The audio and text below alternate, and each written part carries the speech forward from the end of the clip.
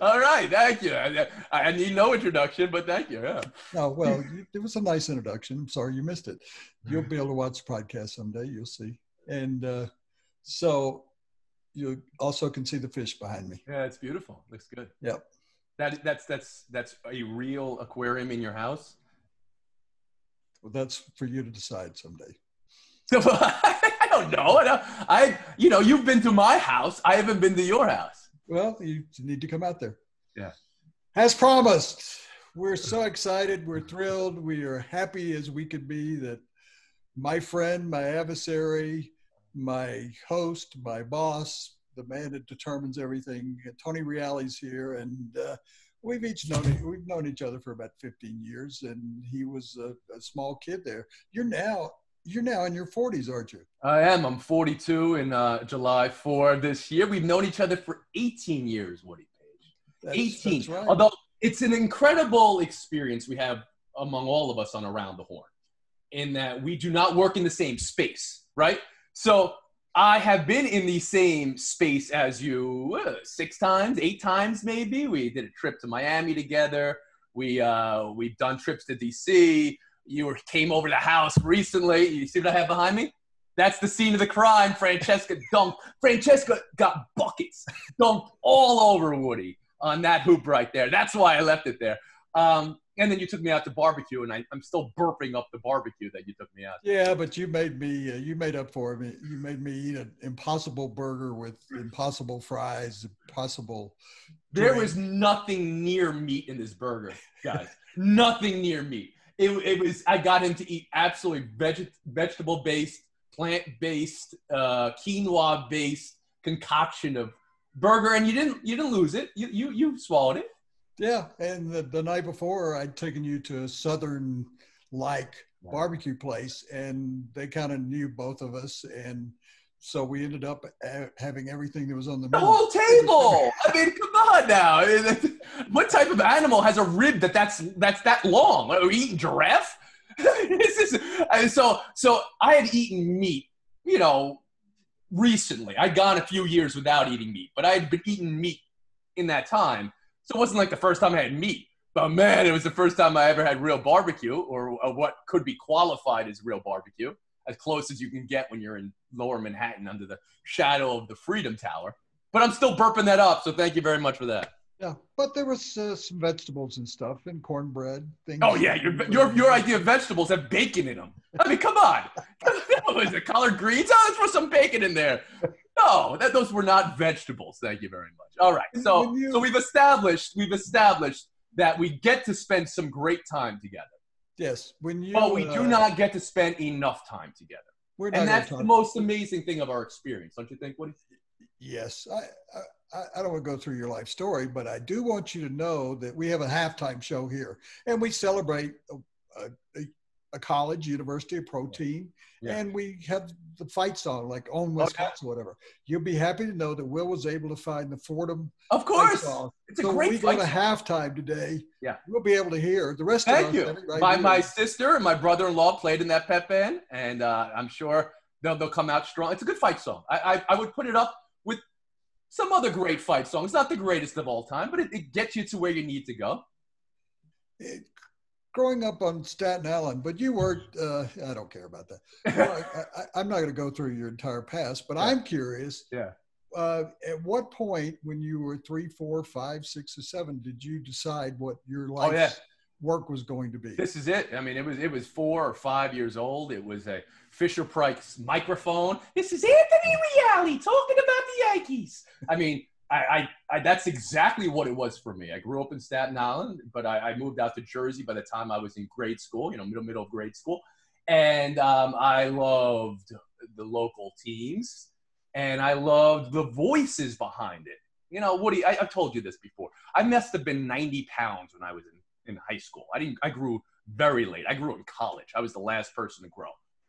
So while I was athletic and I was, happy to play sports, by the time you get to high school, if you haven't already had that growth spurt and you're not a man, you're not going to be making the varsity teams. I had no shot. So that already played into my passion, which was yelling about sports with my brothers. I have 2 brothers and 2 sisters, and my father and my uncles, and we have Sunday dinner every week, and the pinochle table was around the horn. That's what it is. That's what we have made around the horn, Woody. And you did the first year with Max, and it had a certain theme and a certain motif to it. And Max maybe would approach it differently and give his opinion at the end of every debate. I kind of wanted to loosen the grip on that a little bit and let you guys go. But that's what it was for me. I'm trying to recreate Sunday dinner at my house. My uncle's screaming at my father and my grandpa. It's interesting you brought up Max Kellerman, who was the original host. And it's not as if your lives paralleled, but he grew up as a Yankees fan and a boxing fan. Yeah. And he was, living in the south side of Manhattan, that he really wanted to be the new Howard Cosell. So he studied the boxing encyclopedia, and he was an encyclopedia and still is about boxing. And so I found it funny that was the original host he told me right away the first time we met at Carnegie Deli, I'm a Yankees fan, I'm a boxing fan, I don't care about anything else. And he thought I would go to farm. And then you replace him, and I thought, here's another Yankees fan. Here's New York. And then it made me think about, I was really exceptional friends with Al Albert. And the three brothers, I think grew up in Brooklyn. I don't know what borough it was. They would sit in their basement. They went to Erasmus High School, taking turns doing play-by-play. And so it seemed to me like there was an atmosphere, an environment in New York City where all these young guys grew up, and they wanted to be, because of New York sports, they wanted to be in the business. I mean, it's of course global, but it's very insular as well, like all good cities. I mean, for me, it was the end of the world once you got outside of the city or the suburbs into Jersey, where we wound up living. There was nothing else outside of that. This is, by the time I made it to Fordham, my friends at Fordham, who I called games with, Spiro Ditas, Connell McShane, they were thinking about making that trip to Peoria or whatever to call minor league baseball. My voice, my energy was not going to fly over there. At least it wasn't when I was 21, 22. I was only focused on staying in New York and being the next voice of the Yankees, the next voice of the Giants, the next voice of the Knicks, the next voice of the Nets. And all those four teams I just mentioned, those guys were Fordham University graduates and voices, much like I was that's why I went to the school. And I really was kind of, tunnel vision when it came to it. And that's an amazing experience to really know what you want to do at 4 or 5. I was aided by that fact that I was so skinny and small that I couldn't go on a date when I was in high school. So what do you do when you can't go on dates? You study up on Gray's Sports Almanac, and then you become a stat boy. And I was stat boy before I was stat boy. I mean, I knew all the statistics. I knew everything there was, all the trivia questions. And that was another career I had as I was breaking into the business, writing trivia questions for ESPN's 2-minute drill. I get probably 200 emails or DMs or text or whatever it might be from young men and women who are saying, I want to be on Around the Horn, I want to be a columnist. And I give them the advice, and I don't think they like the advice I give them, but I would be more curious that you get it all the time. Well, I mean, I hear your advice. Remember, I do this a lot. I bring tours to Around the Horn, and I think it's a great experience for anyone to see how TV works. For me, the advice you hear me give them is often, make sure you have a foundation where you can do a lot of different things. The job you want now may not exist in 10 years, right?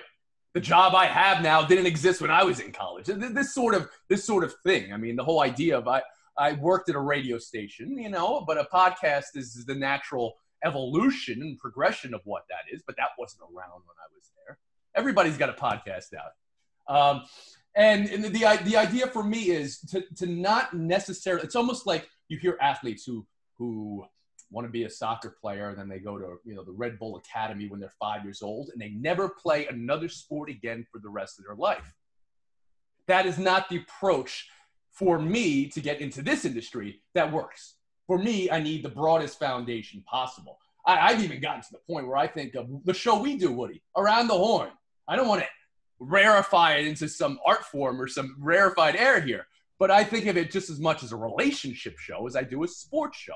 I know the sports are there. I mean, you've covered sports for 6 decades. I've got Hall of Famer on one side, a Hall of Famer on the other side. I got the guy who's won 8 straight AP Columnists of the Year awards on the show. The sports are there. You guys are at the event the night before. But what I'm trying to get as a host and somebody who's forming the show every single day is those moments that are the most relatable, unpredictable moments that will bear to be authentic for a viewer at home. So I think about this, the shows that we like watching. You know, you and I have the same exact TV taste, Woody. Same movies, same TV shows. But let's just use a broad example, The Office, all right? The Office has to have relatable dynamics in that show, and also has to have the guys that are completely off the wall, unpredictable. So we all know the boss, you know, Michael Scott. We all know the lovebirds who don't know that they should be dating yet. You know, those are relatable dynamics for everybody. Well, I'm trying to play that out on our show too. Woody, I'll consider you my loving, crazy uncle. I always say, who's the youngest panelist on our show? Woody Page is the youngest panelist on our show because you skew younger, you know? But I also want my studious older uncle, Kevin Blackistone. And I want my know-it-all, Pablo Torre, Mina Kimes, Sarah Spain. And I want those different dynamics intermingling because we are, you know, a golf foursome or a dorm room or a bar room discussion. And we need all those types of people to play together. So that's kind of what I think of it now as far as the show, but also that's a broad foundation. And that's what I think anybody breaking into this industry needs. Well, it's so interesting because, pardon interruption, set up around the horn, but what was different for that was that with Wilbon and Tony, they had basically been practicing that show for 15, 20 years. They did it in the sports department. Like they did it in the halls of the Washington Post and in the newsroom of the Washington Post. And just to add on to what I said, relationship show, well, that's a married couple. I mean, that's not even sibling. That is a married couple.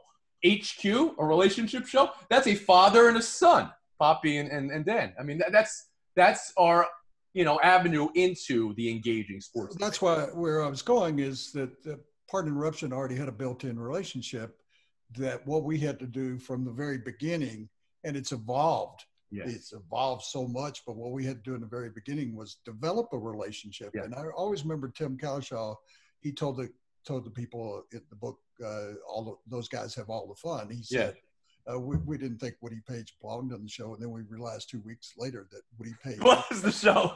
That we had to, that what happened there was everybody developed a personality.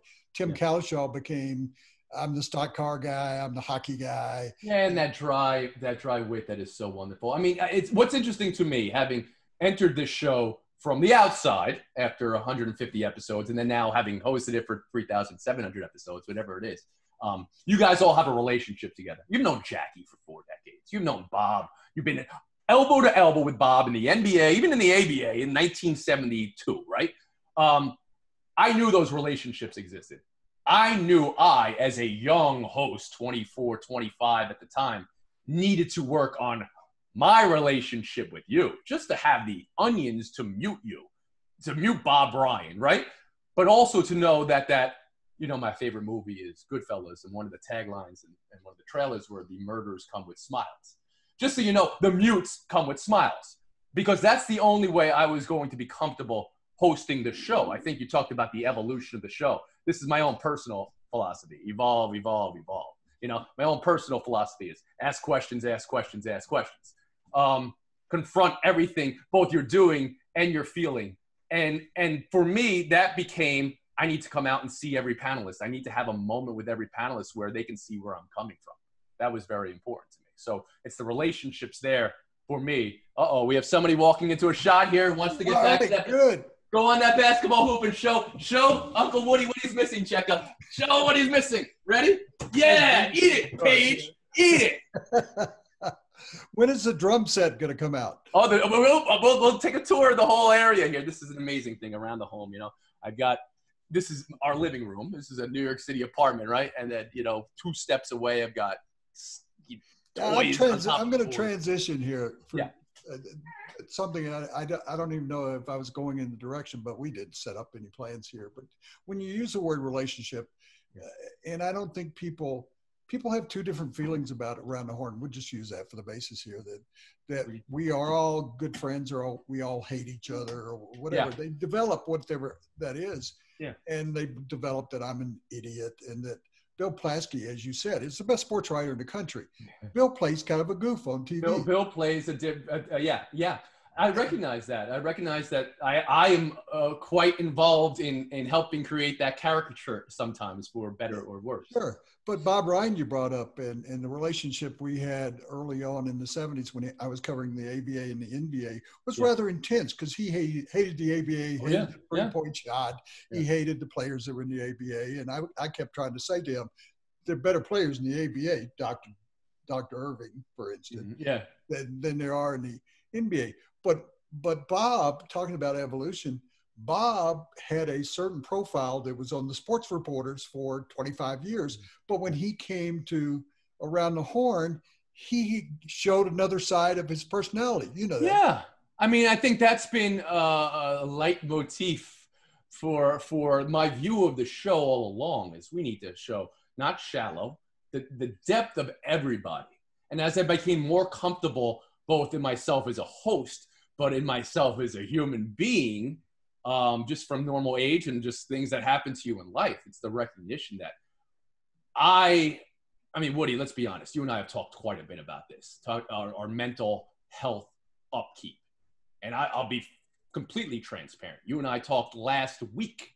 I mean, I've been on the show and with my children, and I've been able to talk to about 2 or 3 people in the last 65 days. But you were there for me, and I was there for you, because we know how challenging it is right now to be living in quarantine.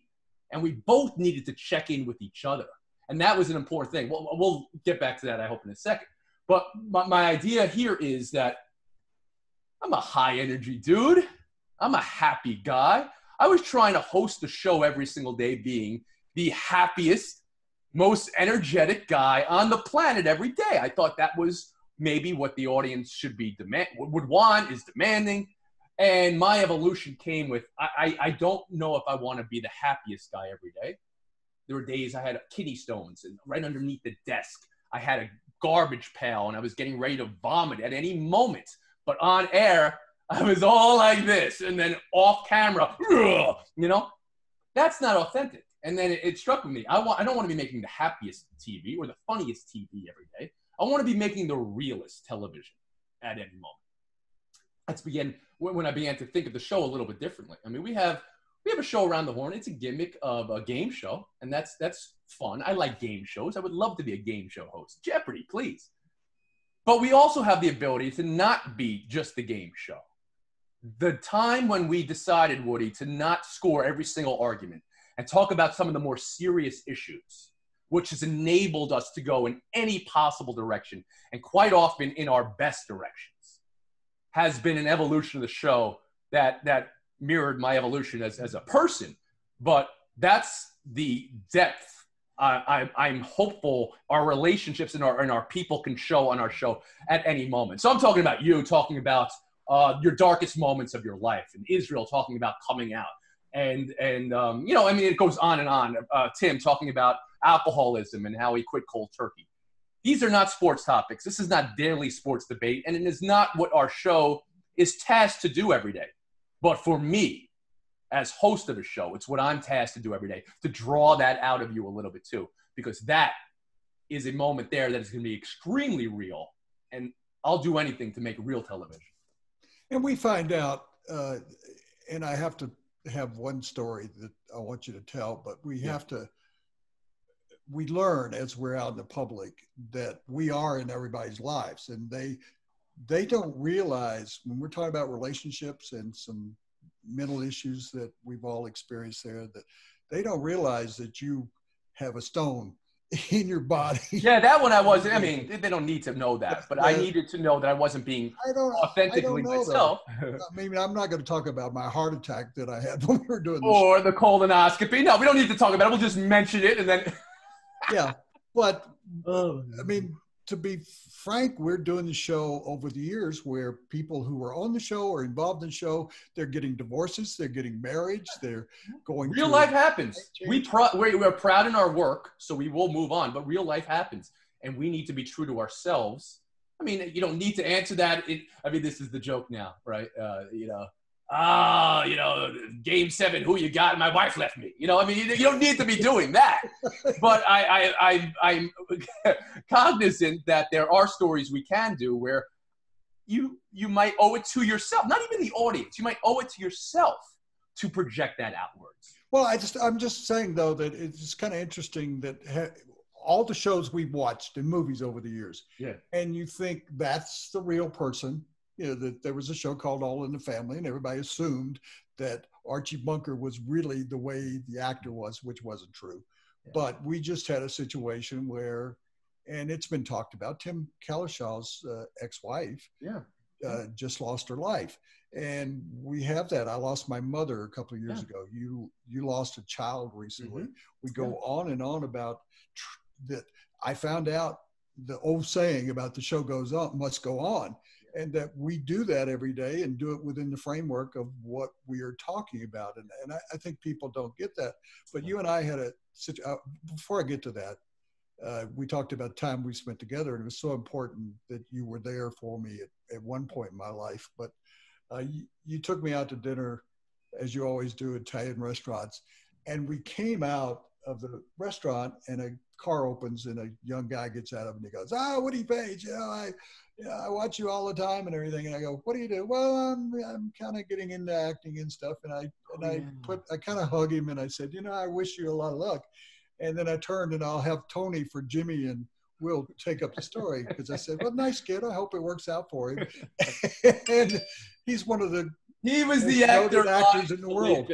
I mean, he's Ryan Philippe. He's an actor. He wasn't getting into acting, Woody. He was already an established actor. This is the amazing life of Woody Page. One of my favorite moments of Woody Page is anytime you walk on the street with him.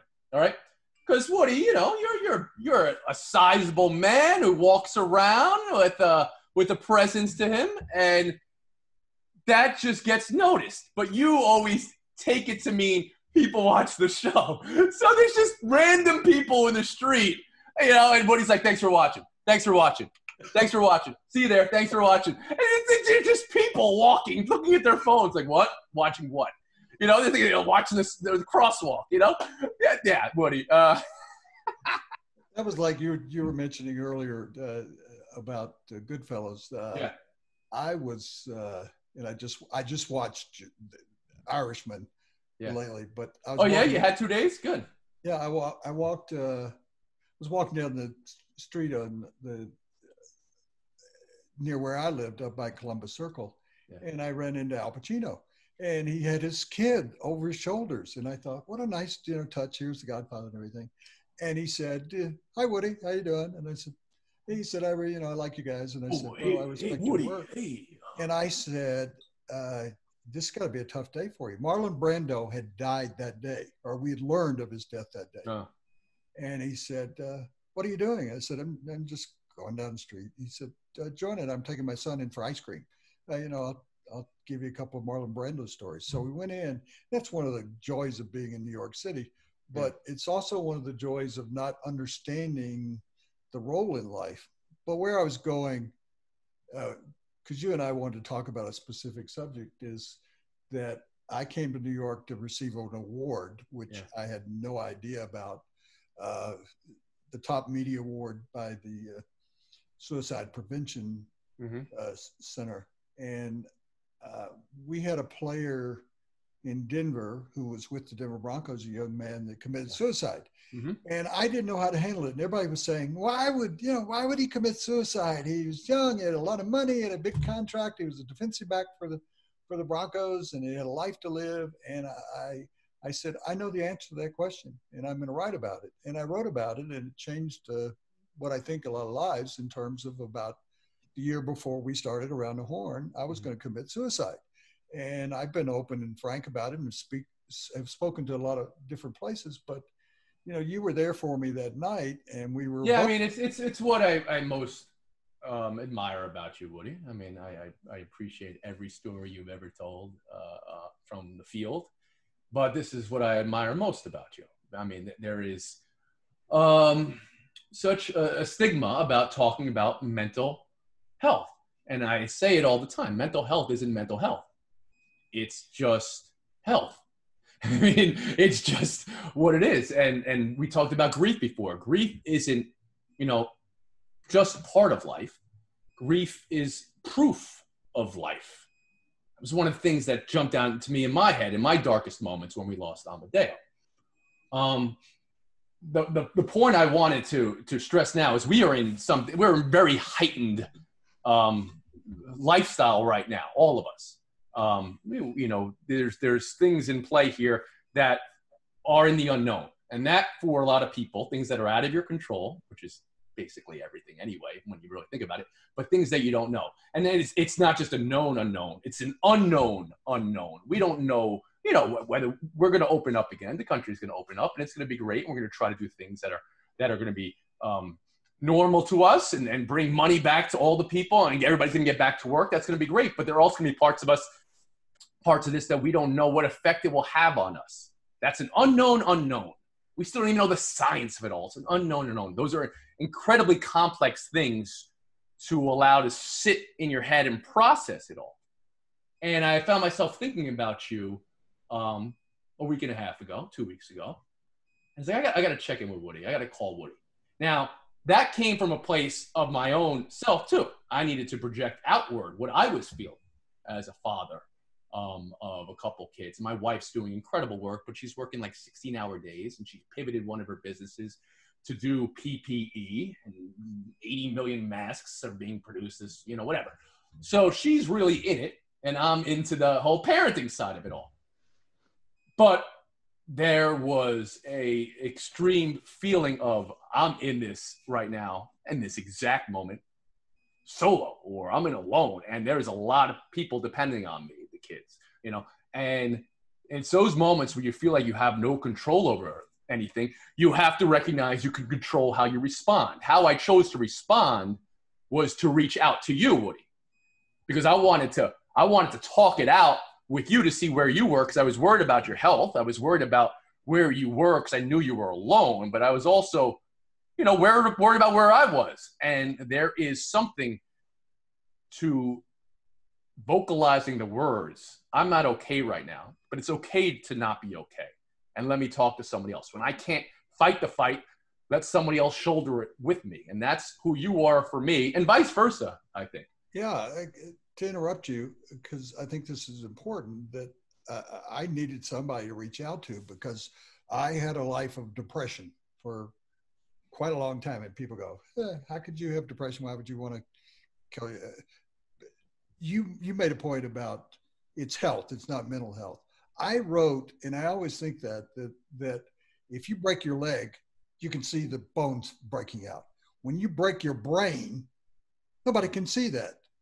And nobody understands exactly how to deal with depression if someone in your life has it. And people might think you're crazy, or they might think that you're really just sick and they want to get away from you. But it's come up in my mind, not from my standpoint, but the standpoint of how difficult is it now for people, and I don't know how to approach them other than, I think I've told you, I've reached out to about 200 people that I haven't talked to in years, whatever, and I say, how are you doing? I think that the untold story in all that's what's going on is, how are people dealing with depression? Yeah. How are they dealing with what you call health? But you can't, people are, my family was not ever wealthy enough to go to a therapist, or maybe not even communicative enough to do it. That's another thing. Generationally, it's very difficult. I think what I heard from you just now, and also then, was you were communicating with other people. You were talking with other people, and I think that is so key to all of us as we're navigating this. If you want to feel better about yourself, do something for someone else. Talk to someone else. I'm going to have a hard time in our new normal going forward not shaking hands and hugging people. That for me, there was the real serotonin release for being close to people like that. I think these are all things that we're all struggling with. We both have a heightened sense of what that is. I know I have to keep it in check. I know that I will get lost in a rabbit hole of feeling other people's pains. You know, that's a transference issue that I have, that I see somebody struggles and it just becomes my own, and I'm lost in a downward spiral from all that. But I do know, you know, you were at home alone for 66 days straight. How were you getting through that, Woody? It's odd. You end up overthinking everything, I think. I mean, I sit around on the deck that's a few feet away, and I think out things. I lost 3 cousins in 3 months. Yeah, I know. One right after another. And one, her name was Paige, was a young lady that went in because she'd broken her foot and was killed in the hospital. I won't place blame, but some things happened. Yeah. One died as a result of dementia, and she just couldn't handle the world anymore. And then her husband died a month later of cancer. And going back to Memphis for these trips and trying to deal with watching all of my relatives, and your relatives are so important to you, and they're in your lives. My relatives are at a distance, and we're talking about doing the show. One of the things that kept me going through all this was that all of my relatives in Mississippi and Tennessee loved watching me. The kid did okay. You know what I'm talking about? Right. Yeah. You know, Woody did all right. He went to college. You know, he was a writer, but he's on TV, and they watch all the time. So I felt like one of the things of moving ahead and keeping going and keep doing what you're doing is you'll hear, well, I'm also playing for my friends at home or something. That I was doing all of this hoping that, you know, that it would be something that my relatives would be proud of, my mother would be proud of. And you got to know my mother. No, there's value in all that. I mean, so I mean, you've gone through the situation, and I got an opportunity not to have a great Italian dinner because I was spending so much time talking to your mother. I made you my famous lobster fra diavolo, and you had 3 bites and talked the entire the whole time, and you didn't even eat the meal. I was talking with your mother, though. I wasn't mother-in-law. Yeah. My mother-in-law. Let's get this one straight. She said, "I'm beginning to love you like a son. I'm beginning to love you like a mother-in-law." I'm talking to you. I mean, we're talking now like we do when you and I talk. Yeah, but very little sports comes up, guys. We'll get to sports in a real quick second. But this is no, we won't. Nobody cares. There is no sports. But I have a question about that. However, how is it going to change? I mean, what's going to change for us in the world when we come back? How are we coming out of the other side of the tunnel? Yeah. I mean, I know how I'm going to change a little bit. I mean, I live in Manhattan. I take things like the subway, and I live in a highly, densely populated area. I mean, I think we're going to change the hygiene of all of that. I know that for sure. I mean, I'm not somebody who lives in fear, and I hear that being headlined all over the place for differing reasons. Some I don't agree with. But I'm not somebody who's going to, but I am somebody who's going to view the world through other people's position as well. I mean, I can't swallow that we would be making selfish decisions like not wearing masks. But I'm in New York, and I recognize the rest of the country looks different. But I mean, come on, wearing the mask is about somebody else. It's not about you. And that's a refrain in my head always. This is not about you. It's about somebody else.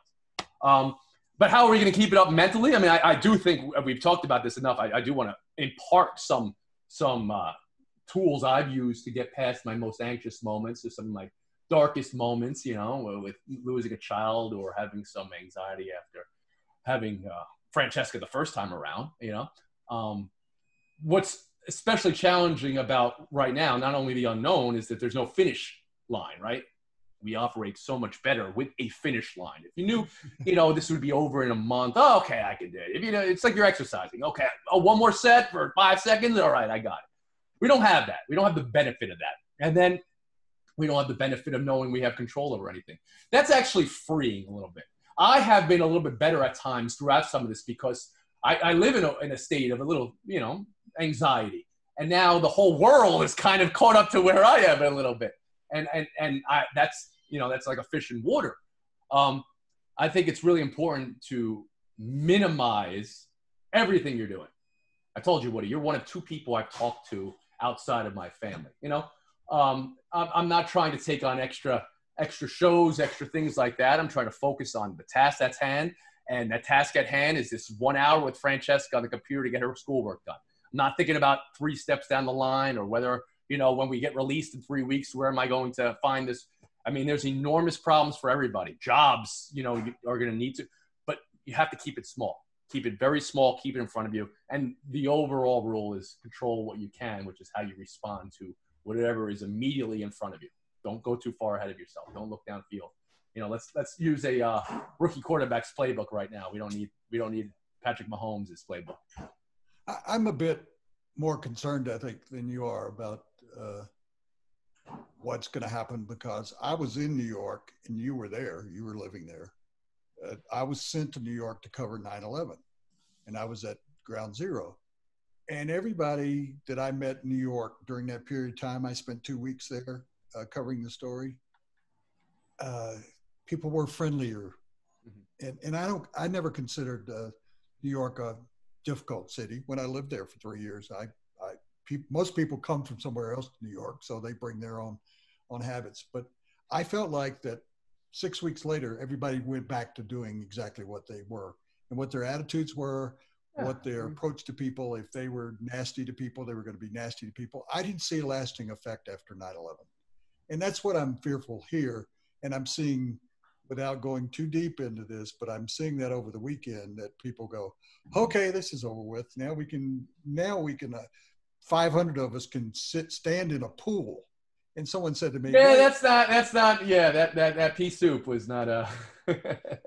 So I'm concerned that people are not going to hold on to whatever they have grasped during this, that they're going to return. And then transitioning into sports, are we going to see sports? Oh, I'm sure. I don't have those concerns. I mean, we will always evolve, things will be different, and then you'll forget they're even different. You will. I mean, there is, I love the profession we're in, because it's all about people, working their hardest to do something of a physical nature, and you get to see the effect of that immediately. And it lifts people. It's an amazing thing. I love that about sports, and that will always be. I need to watch sports now. That would lift my mood. Absolutely. But I think we'll get there, Woody. Don't worry about that. We'll get there. We'll get to sports. But we should also be listening to scientists completely right now about whether they happen in a month or whether they happen in 4 months. I think it's easy for us to say this, but I think you're absolutely right that we have to look at what's right in front of us. Like right now, a computer's in front of me.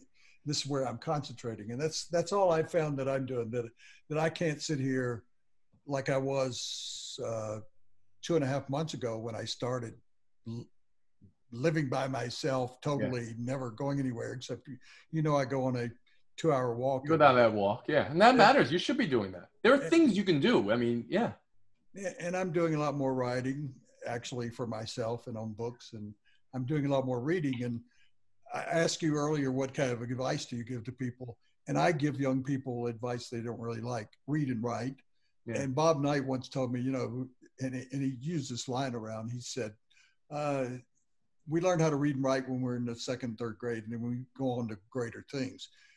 And he wasn't even kidding, because he hated sports writers. But I feel like that people who are trying to get into our business, or practically any business, if you read and write, and I told this to my daughter once, and I just mentioned this, that if you work harder than everybody else, and you do, if you work harder than everybody else, that means if you show up a half hour early or stay a half hour later, if you just decide to work harder. Most people don't want to work hard.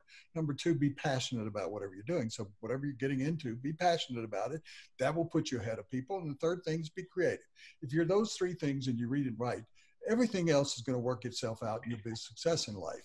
Wow, where did all the fish go? Where did all the fish go? Oh my goodness, this aquarium. Oh, the humanity. I said you'd find out later on. Yeah, okay. And now we'll move on to Yeah, let's every day I watch an Italian chef, and so he'll come up next. So that was supposed to come up during the course of this. You'll see him in a bit. Yeah, that's the TV behind me. It's now probably showing a fireplace. But I guess what I'm saying to you is that you can handle those things. It's handling when you brought up serotonin. Because I was a diabetic, I was having a lack of serotonin in my brain, and that's what was causing it. Diabetes causes it because of blood sugar, but diabetes also causes depression because you have diabetes. So it's kind of a vicious circle. How do you think you've escaped with your health because of what's happened both out the window here, in your life? Oh, I mean, I escaped. I wouldn't even say escaped, of course. I believe it to be part of us, and I don't want to escape it. I want to manage it. I want to be aware of it, but I want it to be part of me. I think it's giving voice. I am a communicator. This is my job, but it's giving voice to what you're feeling. And that can be to a therapist. It could be to a partner. It could be out in a room by yourself. It's giving voice to those feelings. When you bottle up a feeling, bottle up an experience in your life, it has the tendency to go deeper and then metastasize a little bit and then get funky and misshapen. And then when it comes out, and it'll always come out, it comes out even more misshapen. And that's when you maybe then recognize, oh, I have something I need to take care of. But it's actually 3 steps, 4 steps, 5 steps before that. You don't want to just have the attack, the panic attack, or the blow up, or the whatever. You want to have the ability to process something and learn from it, move on from it, and that's for me always in play. That's something I do every day. That's part of my normal practice. It's how do I feel about that? It's just asking yourself that simple question. How do I feel about this? You don't have to, just allow yourself to be honest with yourself. It's all right to be upset about something. I love my kids to death. I go crazy with them every day. I love it. We're playing drums. We're making music. And then you're like exhausted and you're like, what are we doing? These kids are animals, That's okay. It's okay. Yeah. They're my beautiful, wonderful animals. Well, you talked about, we both did, about evolving. One of the aspects of Around the Horn I really liked is that despite what people think, and I see it still all the time, oh, you guys talk about politics all the time. We don't talk about politics all the time. We rarely talk about politics until it seeps into what sports. You got to talk about Kaepernick. But what you have done in terms of your own involvement. I'm talking about humanity. That's what I'm saying, that when you took over the show, Max wanted the show to be about Max, and I had no problem with that. He was the guy that was running the show. You then came in and wanted it to be about the panelist, and you were going to be a guiding force, I would say, of I'm going to be a facilitator. Yeah. How's that? I think that's exactly right. Don't you see like how you've evolved over the last year and a half, 2 years, where I think it's important to the show is that you are taking opinions. You're offering opinions. You're offering insight. I pick my spots, but you're right. You say facilitator. I always said, I need to be the point guard. I need to be the point guard of an offense. And then Steph Curry comes out as a point guard and is shooting 35-footers and changed the whole face of what a point guard was. And now maybe I'm more comfortable taking a shot every now and then from 30 feet. Well, I wondered if that's cathartic for you, though. Absolutely. These are things I need to project outwards. I'll give examples. The school that is the high school related to Sandy Hook Elementary in Newtown won the state championship this year. And it was being celebrated as on the anniversary of Sandy Hook. To blow your mind. And the idea there is that there were students in that school who were in Sandy Hook at that time, older grades, but even players on that team lost siblings. I wanted to talk about that. I wanted to talk about that not just to celebrate it, which it was, and it should be celebrated. What a wonderful thing. Sports has the ability to make us feel those things. But I also didn't want it to get lost that this is still for the people in this community, not just a moment to celebrate. This is still their loss. This is still our failure, our repeated failure, that Sandy Hook happened, and that after Sandy Hook happened, there was another and another and another and another and another. I wanted to talk about that. I saw Delonte West on the side of the street having very difficult time on a number of levels. It was hard to even imagine. I didn't want to see that video. It came out, and he was accused of being either, on drugs or not mentally unstable, and no one knew anything. And I saw that video come out, and knowing a little bit about his history, which is he was diagnosed bipolar, but it was not a diagnosis he agreed with. And knowing that he had a career and he had it all in the NBA and how it's gone for him, I was something I needed to talk about. Kobe Bryant, I needed to talk about it from a different level than maybe you were going to, somebody who covered him his whole career. I want to talk about him from a human perspective and what grief is for a fan at home who felt they lost somebody who was very much in their life, even though it was a person they watched on TV. Those are the type of stories that I love. And those are still the reason why I love sports more than anything, because sports allows for those stories too. Final question, and we've taken this in a great direction, I think, but I sit here and I'll say this publicly. I sit here and go, my life is eating away. I'm about to be 74 and, I can't get any of this back. You can, and you've got your family. My daughter is an adult now, but where do you see, can you envision where you're going to be in 20 years? Oh, absolutely. Yeah. I mean, I do think about those sorts of things. You're not going to do around the horn the rest of your life. No, won't do it for the rest of my life, but I very much enjoy it. Not a day has ever felt like work, and not a day has ever felt like a grind of today's sports shows. Because for me, again, what is it? It's me talking with 4 of my closest friends at that moment, and it's me looking for a moment in each show where I could pull something out of my friend's personality that is maybe not even related to, okay, buy or sell the backup quarterback for the Green Bay Packers. I always will have a moment to make a show human, and that's the type of shows I want to make. My next show, I can see it laid out all in front of me. I have document this thick of where I want to go with it. Tell us. It's going to be exactly what we were just talking about, Woody. It's going to be how sports is a uniting thread of people that brings out their humanity. It's going to be something that Anthony Bourdain fleshed out with food, how he found different cultures through food as a uniting thread. I want to find different people through moments in their life, defining moments in their life, in the inflection point moments in their life, maybe even negative moments, perceived negative moments, and how sports maybe brought them out of that. Yes, dealing with matters of grief, matters of loss, addiction, mental health, and how sports, I do a lot of work with the Special Olympics, Woody. You know this. Yes. I believe that in its purest form. Pure is the word. That's what I love about sports. That's what I love about humanity, and those are the stories I'll try to tell. Well, I have one for you. I was on a plane coming back from the West Coast with a kid that had to use a straw in order to get food. Mm-hmm. And he had a rare disease that he had to make a decision when he was 7 to have both of his legs cut off. And he had to make it. His parents said, it's your choice. And he did it because of the disease he had. He's worked back with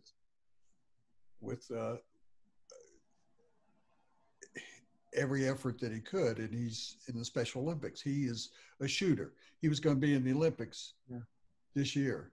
Yeah. And so I called him and I said, I'm not calling you for a story. I just want to see how you're doing. And he was talking about, it was kind of what I said earlier, reaching out to people. And I said, I've written a story about him, but I said, I want to see how you're doing this. And he said, I'm doing great. I have a girlfriend and we've moved in together, and they're both in the Special Olympics, and that was uplifting. I called to uplift him.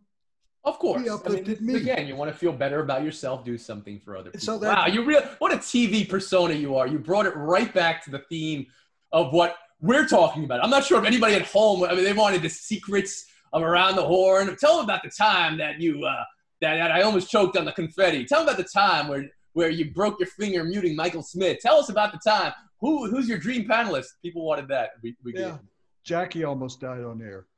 Yeah, I mean, we almost lost Jackie. She's yeah, well. I mean, but we actually tell those stories all the time. You and I are both on everybody's podcast, and we tell them on there. We do Behind the Horn every day. People are hearing us talk about all this stuff. I think this was more important to just give people maybe a moment's thought that you brought up, that if you reach out to people that you haven't, I would say, if you reach out to people that you haven't in a while, just see how they're doing. You got to stay connected. You have to stay connected. Number two, our way out of this will be to stay connected with people. Yeah, and to reach out to people that you don't know.